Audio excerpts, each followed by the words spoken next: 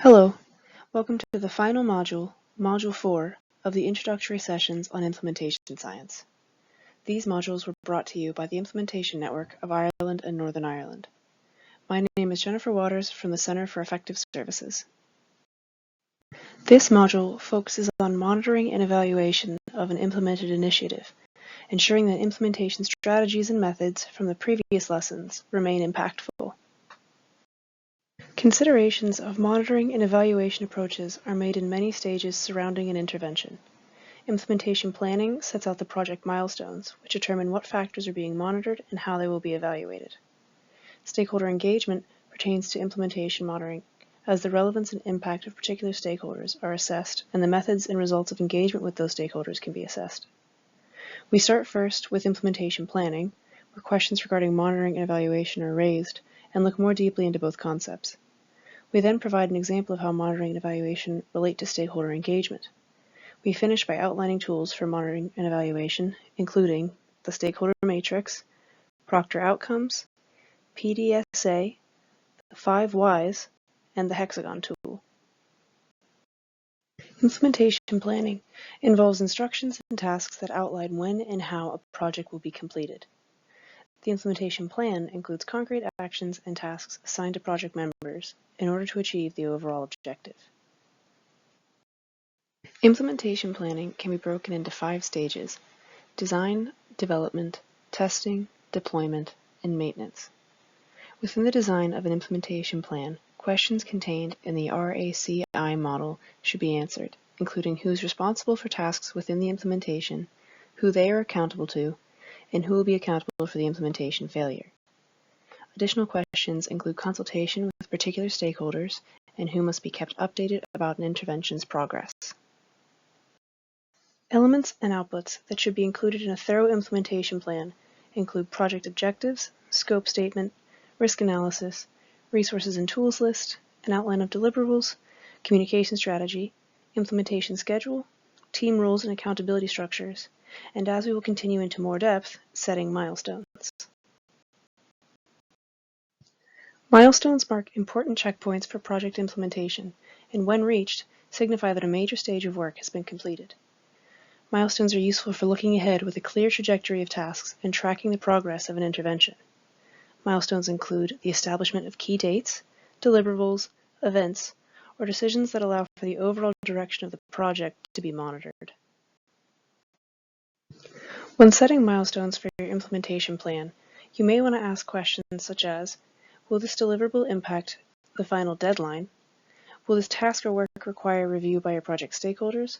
Or will this task or deliverable indicate a profound progression or new stage in the project? When the implementation plan is in place and the milestones are set, project monitoring can occur as an intervention progresses. Monitoring is the routine and systematic collection and use of information against a plan. It makes use of existing data and information with a view to ongoing cycles of improvement. Monitoring, therefore, should be an iterative process where the project success is gauged at each milestone and at the end of an intervention. Feedback can be integrated into the implementation process, and approaches can be refined during and after the implementation. Where monitoring can occur during and after an implementation initiative, evaluation only happens after an implementation process and assesses with whom, how, and why particular milestones and end results were or were not achieved. To iterate, monitoring tracks the changes in progress of an intervention, and evaluation critically assesses those changes, if they led to its success or failure, and further assesses whether the milestones selected were true indicators of progress. There are 2 main reasons to conduct an evaluation: learning and accountability.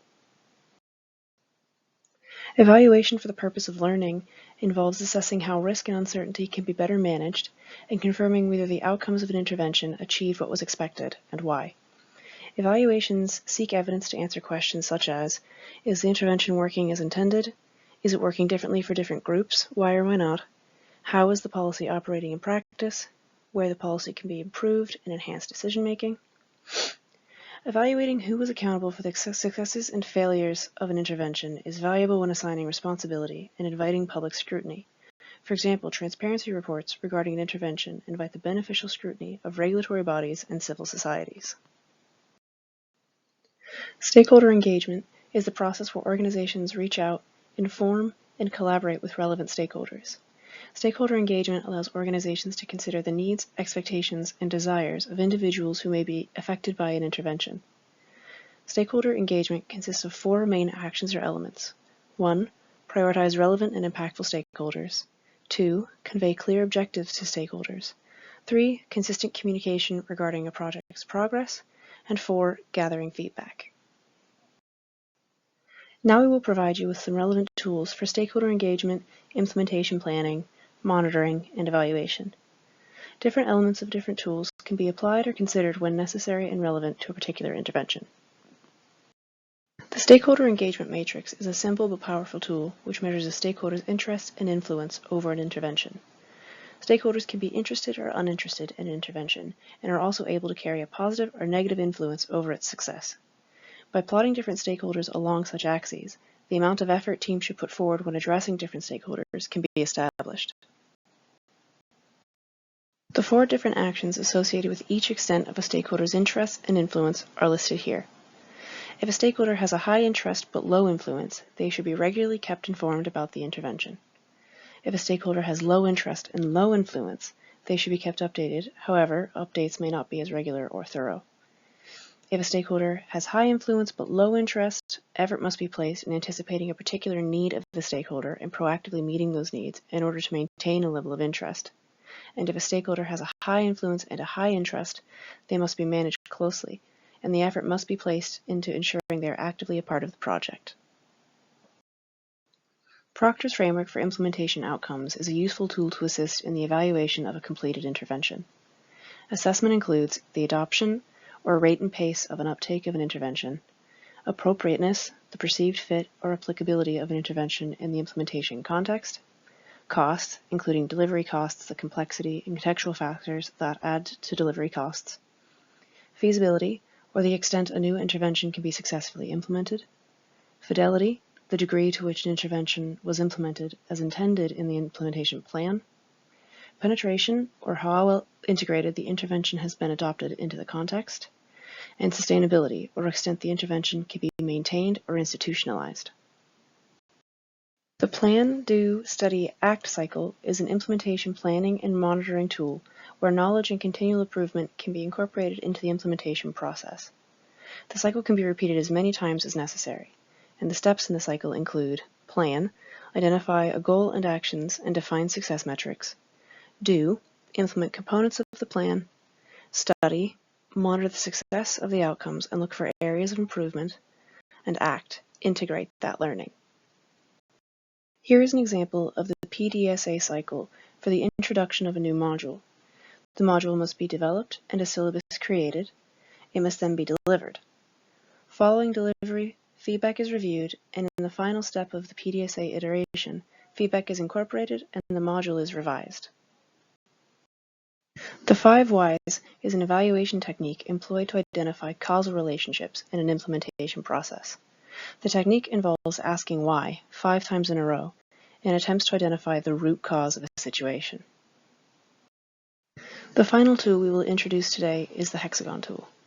The hexagon tool is considered an exploration tool that can be used at any stage of a program's implementation to ensure the implementation is applicable and effective in its context. When used prior to an intervention, the tool structures discussions surrounding indicators of the program and those of the site of implementation. The program indicators include the supports available, evidence of the intervention, and the adaptability of the intervention. Site indicators include the fit of the intervention with the culture or community or other initiatives, the capacity of staff or available resources to introduce the intervention, and the need in the context. During use, the indicators are assessed using a Likert scale, and adoption, replication, or adjustments are made.